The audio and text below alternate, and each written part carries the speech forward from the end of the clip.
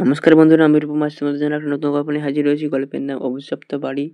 গল্পটা শুরু করছি, শুনতে থাকো। রাত তখন প্রায় 1টা বাজে। অভিজিতের গা ছমছম করছিল।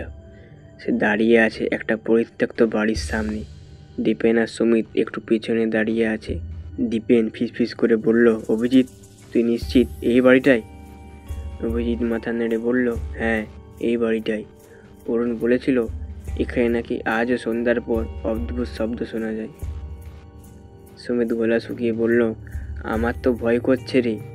অভিজিৎ বলল, ভয় পাস না, আমরা তো এসেছি রহস্য উদ্ঘাটন করতে, চল ভেতরে ঢুকি।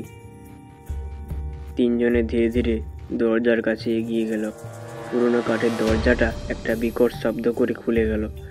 বাড়িটার ভেতরে একটা ভ্যাপসা গন্ধ। দেয়ালগুলো স্যাঁতস্যাঁতে ভাবে ফাটল ধরেছে। সিঁড়ির কাঠগুলোও যেন অনেক পুরনো। হঠাৎ করে একটা ঠান্ডা বাতাস এসে তাদের শরীর গুলিয়ে দিয়ে গেল। দীপেন ফিসফিস করে বলল, তোমাদেরও ঠান্ডা লাগছে?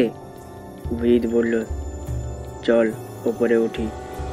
তারা সিঁড়ি দিয়ে উপরে উঠতে শুরু করলো। হঠাৎ পেছন থেকে একটা বিকট হাসির শব্দ। অভিজিৎ পেছনে ফিরে তাকিয়ে দেখল একটা ছায়ামূর্তি ধীরে ধীরে তাদের দিকে এগিয়ে আসছে। মুখটা অস্পষ্ট। সুমিত চিৎকার করে বলল, দৌড়া। অভিজিৎ চিৎকার করে বলল, না, দাঁড়াও, এটা আমাদের ভয় দেখানোর চেষ্টা করছে। ছায়ামূর্তিটা এবার ধীরে ধীরে স্পষ্ট হতে শুরু করলো।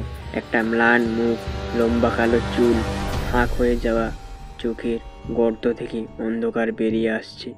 দীপেন চিৎকার করে দরজার দিকে দৌড় দিল। সুমিত পেছনে দৌড়ল, কিন্তু অভিজিৎ দাঁড়িয়ে রইল। অভিজিৎ শক্ত গলায় বলল, তুমি কে? ছায়ামূর্তিটা এবার একটা বিকট আওয়াজ করে বলল, আমি মালিনী। এই বাড়িতেই আমি মারা গিয়েছিলাম। আমাকে মেরে ফেলা হয়েছিল, আর আজ আমি সেই প্রতিশোধ নিতে এসেছি। অভিজিৎ কেঁপে উঠল, বলল, কিন্তু তুমি কি চাও? মালিনী বলল, আমার হত্যাকারীরা আজও বেঁচে আছে, তারা এই গ্রামে আছে। তুমি কি আমাকে সাহায্য করবে? অভিজিৎ চুপ করে গেল। সে দেখল মালিনীর চোখে জল জমে উঠেছে। তার কণ্ঠস্বরে যেন একটা যন্ত্রণার সুর। অভিজিৎ বলল, আমি তোমাকে সাহায্য করব, বলো কি করতে হবে। মালিনী হাসলো। তারপর অভিজিতের কানে কানে বলল, আমার হত্যাকারীদের নাম হলো দীপেন আর সুমিত। অভিজিৎ চমকে উঠল। পেছনে তাকিয়ে দেখল দীপেন আর সুমিত দরজার কাছে দাঁড়িয়ে আছে, তাদের চোখে আতঙ্ক।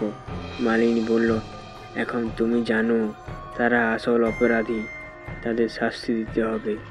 অভিজিৎ ধীরে ধীরে মালিনীর দিকে তাকালো, তারপর ধীরে ধীরে দীপেন আর সুমিতের দিকে এগিয়ে গেল।